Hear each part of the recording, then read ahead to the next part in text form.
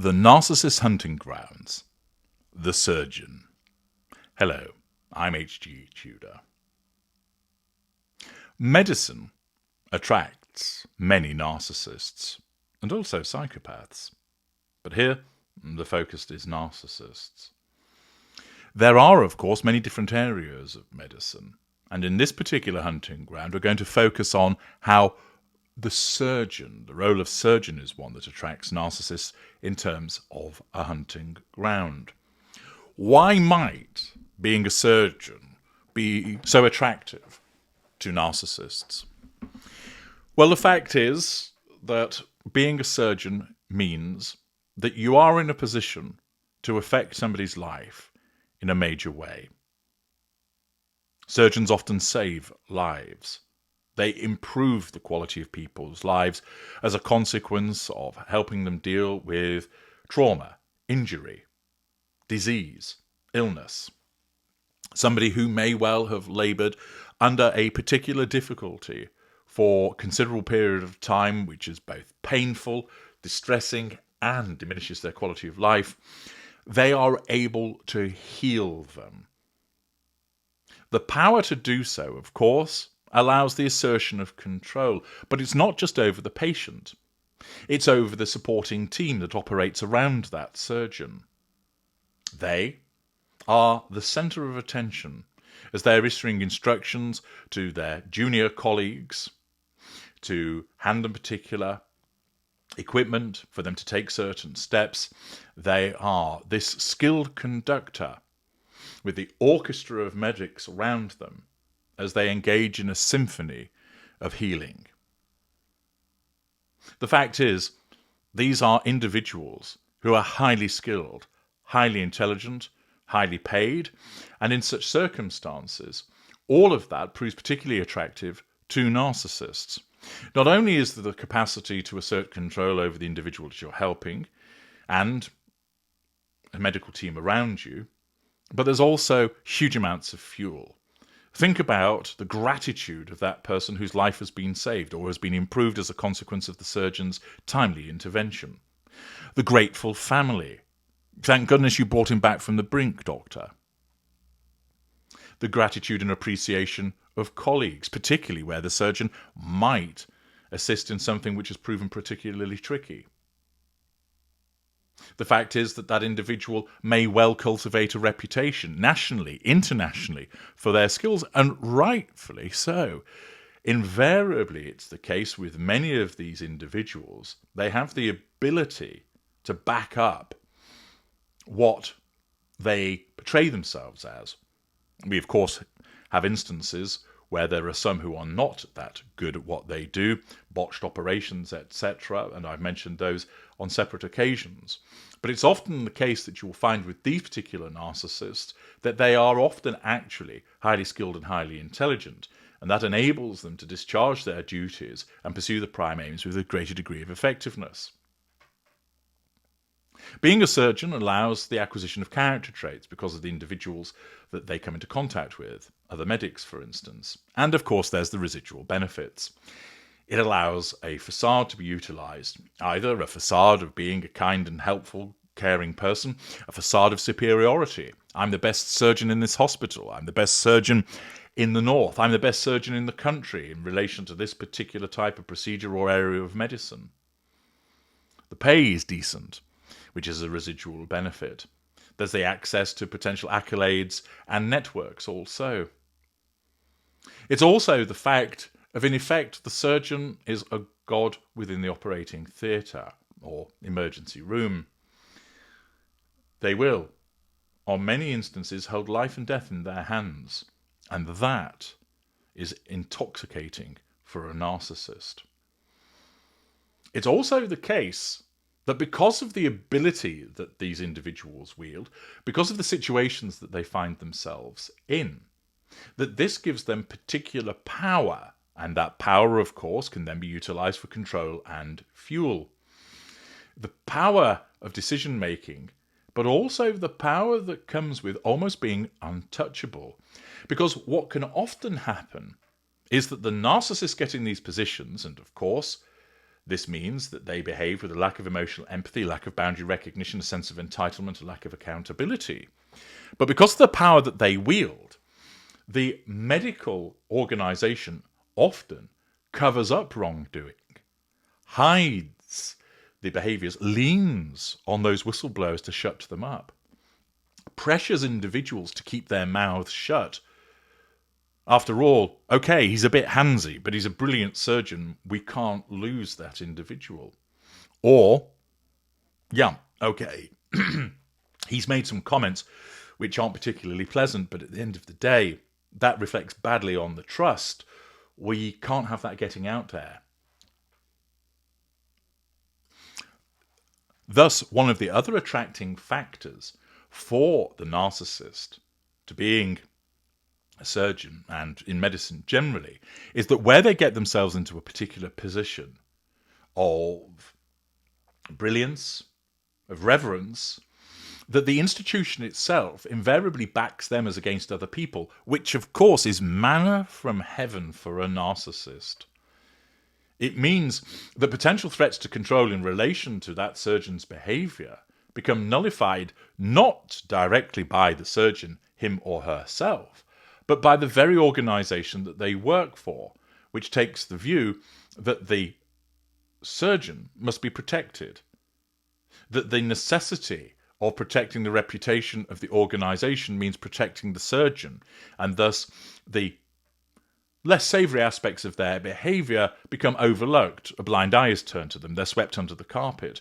People are told to shut up if they value their jobs, which of course just facilitates more bad behaviour from that particular individual and aids them with regard to the nullification of a threat to control. Thus, the medical environment is hugely tempting to the narcissist because it caters to the prime aims magnificently. And I'm going to provide you with a real-life example of a narcissist that has been attracted to this environment and how the various behaviours are exhibited in this particular hunting ground. Rachel Sylvester reports in The Times, "Surgeons say the operating theatre is an almost sacred space, a place of sterile precision, ritualised order and sanitised control, where lives are saved, professional boundaries protected, and respect for the patient maintained.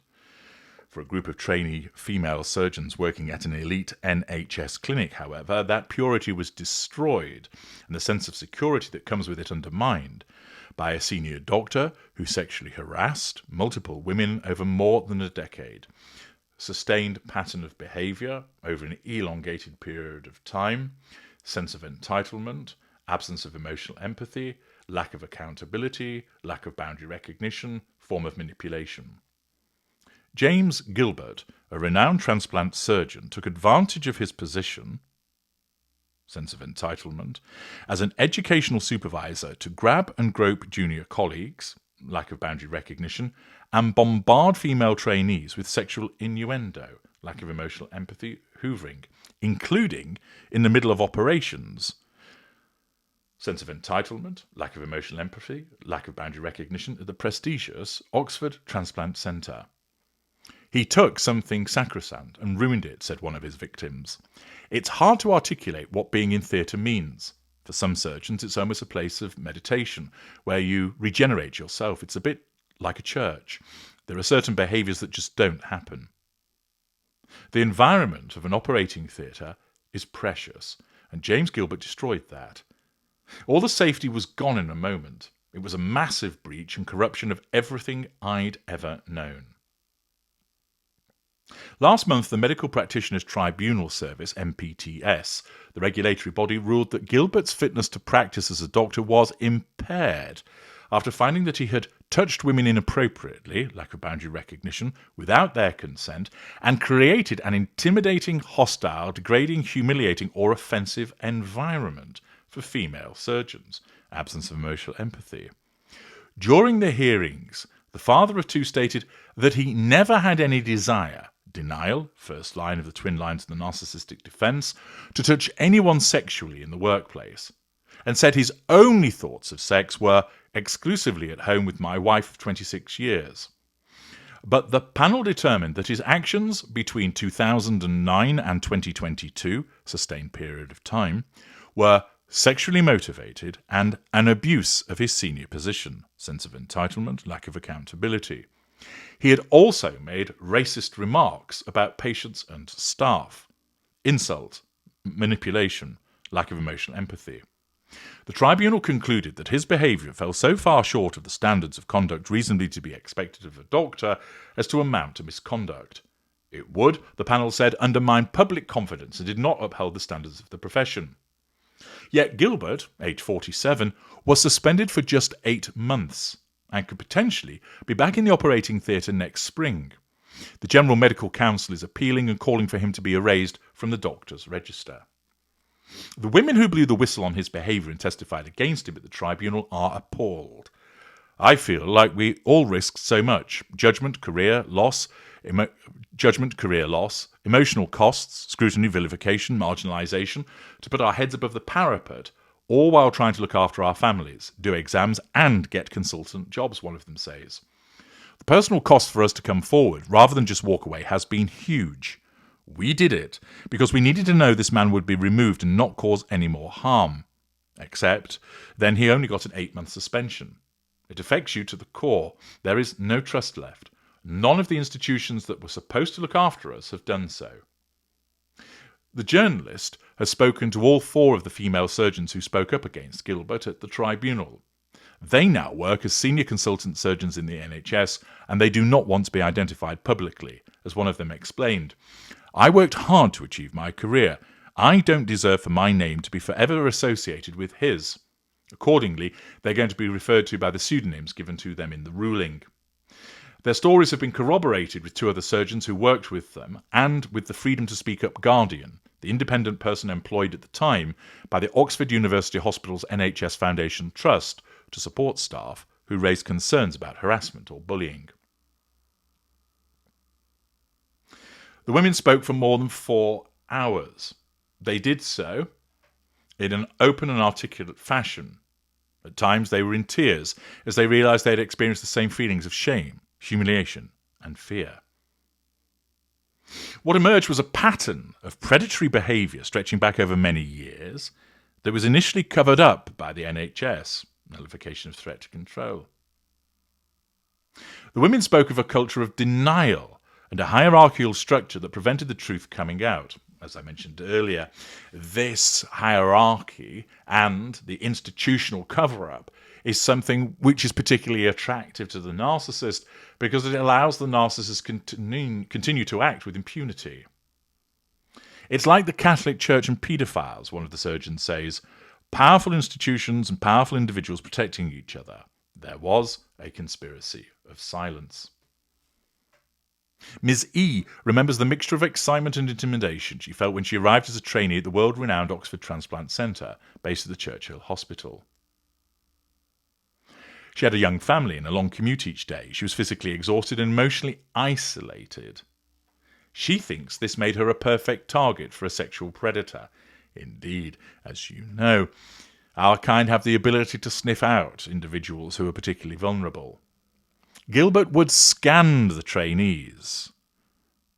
This again is the behaviour of the narcissist, ascertaining who, subconsciously, is identified as catering to the prime aims, who is easiest to control, who is going to provide that fuel. His type would be somebody who was a bit vulnerable, unknown to the region, clearly invested in their career, but maybe not hugely confident. There were lots of reasons to pick me. I think he's a very socially aware and deliberate person. To start with, the more senior surgeon showered Miss E with attention, in effect, a form of love bombing. He told her that he was the golden boy of the transplant unit, grandiosity, and announced that he was going to be her educational supervisor. There was this running joke that I was the favourite, she says. I remember feeling uncomfortable that he would be really friendly to me, then start talking about other trainees in a quite derogatory way. Triangulation, insult. Then he got increasingly familiar, lack of boundary recognition. It felt like I was a child being groomed. That's the only way I can describe it. I was left with a disgusting sense of complicity. I didn't feel like I could confront it. I just felt trapped. It was so disorientating and confusing. Gradually, Gilbert's behaviour became more explicit. He would massage my shoulders, tickle me around my waist, or touch the side of the breast area. Overly tactile, lack of boundary recognition. He would ask if I was wearing a matching set of underwear, intrusive questioning. At the tribunal they asked, "How do you know it wasn't just horseplay and you just didn't misinterpret it?" It was very obvious because I don't expect to be touched at all at work by anyone and I don't expect to be talked to in this way. Sometimes he would laugh and say, "Oh, I'm being inappropriate, aren't I?" So I think he knew it was wrong. Here, this particular narcissist recognises that such behaviour can be problematic, but he doesn't care. It took her a few months to understand what was going on. Then it got more sexual. I realised he was staring at me, use of the stare. There was a very narrow room where he cornered me. I was checking blood test results on the computer, and he came and sat right next to me, so close that he was breathing on me. Intrusion of personal space, lack of boundary recognition. He said, "I've been watching you and you're pretty perfect, aren't you?" Flattery. He was looking me up and down, staring at my breasts. She found the experience utterly chilling. People say, "Why didn't you say anything?" But with sexual harassment, it's often not fight or flight, it's freeze. I didn't move. I didn't even breathe until he left. I tortured myself for weeks thinking, maybe I didn't dress appropriately, maybe my skirt was too tight, or maybe my top was too tight. Notice again how the victim engages in this self-flagellation. I kept trying to find a reason. I blamed myself, then I realised that everything that was happening was a bit more sinister. As Gilbert became bolder, the harassment moved into the operating theatre. He made sexually suggestive comments while they were performing surgery together, lack of boundary recognition, and touched her under the operating table. On one occasion, sliding his knee between her legs and squeezing her thigh.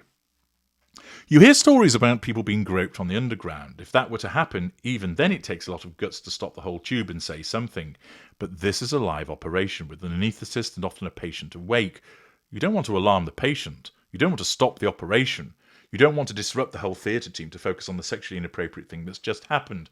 And of course, this is demonstrative of the ability of the narcissist to take advantage of a vulnerable situation whereby, in effect, the colleague is trapped. Inevitably, patient safety is compromised by sexual harassment, she says. You would hope that if you have two surgeons operating on you, their sole focus is on you and your surgery. It shouldn't be on, "Let me see if I can touch her under the table." If you're sexually harassing your main surgical assistant, of course, the effectiveness and the safety are going to be affected, which again demonstrates the lack of accountability of the narcissist, that he doesn't really care about the patient. It's all about his needs vis-a-vis the prime aims. Other women were picked off one by one. Gilbert seems to have been careful only to target a single trainee in each cohort. Ms. G, who arrived at the transplant unit after Miss E left, thinks female surgeons are particularly at risk of abuse because the training is delivered through an apprenticeship model. It's like Mr. Miyagi and the Karate Kid, she says. You're the Karate Kid, and if Mr. Miyagi says wax on, wax off, you do that. Control. You are totally dependent on your trainer. You're looking at that person almost like a parent. You admire them because they are where you want to be. There is a power imbalance, which of course aids the assertion of control. Almost as soon as she began working with Gilbert, the sexual harassment began. In my very first case, we sat opposite each other in the operating theatre. He slid his foot up my leg from my ankle to my knee, lack of boundary recognition. There are banter and jokes in an operating theatre, but it's never sinister. This felt extremely sinister and extremely abnormal. The tribunal found the allegation not proved, but Miss G recalls how, like Miss E, she felt trapped. You're scrubbed, you're in your gloves, you're at the table, you would never leave before an operation had finished, she says. I felt humiliated and also complicit because I'd allowed it to happen. As soon as he did that, he had power and control over me. It felt like a contract. This is what happens when you and me get together. Gilbert would frequently ring her at home, hoovering, lack of boundary recognition, after hours, and ask her personal questions like whether she had a boyfriend. Intrusive, lack of boundary recognition. He said, I know what you need in a man. You need somebody who's going to be rough with you, but also be sensitive, because I bet you cry sometimes. I was just cringing, and I knew full well that any minute I was going to get called into theatre with him. She started to feel increasingly uncomfortable and threatened. When he asked her what she did in her spare time, she mentioned that she sometimes went to the gym. He looked me up and down and said, "Oh, you don't need to work out. You look great in a pair of scrubs." He said, "I bet you're wild on a night out." It became a game of cat and mouse. I just knew I had to avoid him like the plague. That was disastrous for her career. I never got to theatre. My logbook was terrible. I had been a very confident person, high-performing, very positive, very optimistic, and I became a shell of a woman. Vulnerable, intimidated, shying away from work, saying no to operations. I was on edge the whole time. Eventually, in July 2014, she made a formal complaint. But instead of confronting Gilbert, Ms. G says that a senior figure at the hospital asked her about her own sexual history, saying, "You sure you want to do this? You're single. Is there anything in your closet that I need to know about?" Again, notice how the victim is the one that isn't necessarily being believed or is being warned, which of course makes it all the more difficult for them, and this environment is all the more conducive for the narcissist to assert control and to nullify potential threats. There was an informal mediation meeting after which the hospital trust acknowledged that the training she'd received had failed to meet her expectations, left her feeling vulnerable, upset, and ultimately resulted in a breakdown in working relationships. But there was no admission of sexual harassment or censure for Gilbert. In fact, he was appointed as the core program training director in a position of even more power over junior doctors. Again, such an environment that not only prevents him from being censured or reprimanded, but grants him an effective promotion, is naturally one which would appeal to a narcissist. Miss G was moved to another hospital. I was demoted and he was promoted, she says. The whole thing was brushed under the carpet. A pattern of behaviour developed, unchecked by executives at the hospital trust, who apparently valued the expertise of one of their most senior surgeons more than the welfare of female junior doctors, which, as I mentioned earlier, such an environment is something that is most attractive to a narcissist. Miss H, who worked at the Oxford unit after Miss G, says Gilbert once even made suggestive sexual comments over a corpse when they were retrieving an organ for transplant. It was so disgusting. This was a dead person. It made me feel very uncomfortable. The tribunal found this claim not proved. Miss H says that in the male-dominated world of surgery, nobody seemed willing or able to challenge Gilbert, just how the narcissist wants it. In the end, it was a boys' club, she says. Ms. E believes there was a collective responsibility. The standards you walk past are the standards you set. It takes a village to raise a child, and it takes a village to enable a sexual predator. It was not until 2021 that things finally came to a head. Miss A had first encountered Gilbert some years before when she had worked alongside him as a junior trainee. He would make lewd comments. He would say things like, "I found a patient here, you should come and examine him. He's got a really big organ, and I know how much you like big organs." Insult, triangulation. It was like a carry-on film. He'd grab me on the way to clinic and feel me up and down. Inappropriate behaviour. I push him off. It was really horrible, but I don't think I quite processed what was happening. I thought, this guy's a creep, rather than thinking how utterly inappropriate this was to happen at work. The misogyny within surgery was overt at the time. You would be exposed to banter of all sorts, discussion of your sex life, intrusiveness, discussion of whether you wanted to be a mother, intrusiveness. They would say if you wanted to be a mum, you can't be a surgeon. That was considered career advice. Arrogance. People would make jokes about rape and sexual assault, lack of emotional empathy. There was a culture that made us feel that if we tried to raise concerns about sexual harassment, they would say, "You'd been leading him on." By the time she returned to the transplant unit in a more senior role, the environment had changed. The #MeToo movement had sent shockwaves through Hollywood and made other professions reconsider their assumptions. Ms. A felt more empowered. I remembered what James Gilbert had done before, how he had made me feel, but I could see he was a bully. The way he bullied women was to sexually harass them. With men, he exerted a disproportionate amount of control. It was a decade on. I thought, this is not happening. One day, Gilbert traced his finger over her body in front of a more junior male trainee. Intrusiveness. Lack of boundary recognition. As she felt the finger moving from her wrist up her arm over her shoulder, to the sternoclavicular notch at the top of her chest.